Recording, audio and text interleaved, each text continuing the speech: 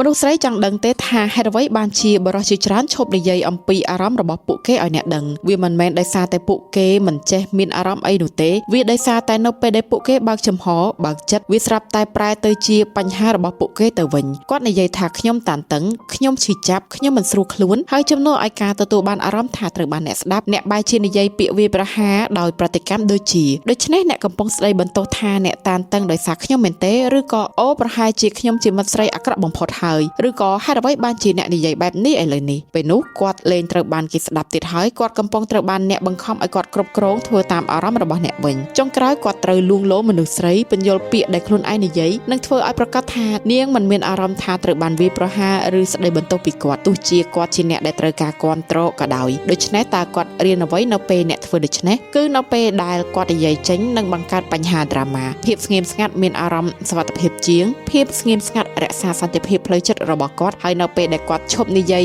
អីអ្នកក៏សួរថាហេតុអ្វីបានជាអ្នកមិនបើកចំហនិយាយអំពីអារម្មណ៍របស់ខ្លួនឯងទៀតនេះជាការពិតបរិសុទ្ធជាច្រើនមិនមែនបិទមាត់ដោយសារតែពួកគេមិនមានអារម្មណ៍អ្វីទាំងអស់នោះទេពួកគេបិទមាត់ដោយសារតែការបើកចំហคล้ายជាការនឿយហត់វាមានអារម្មណ៍ដូចជាពួកគេត្រូវបានដាក់ទណ្ឌកម្ម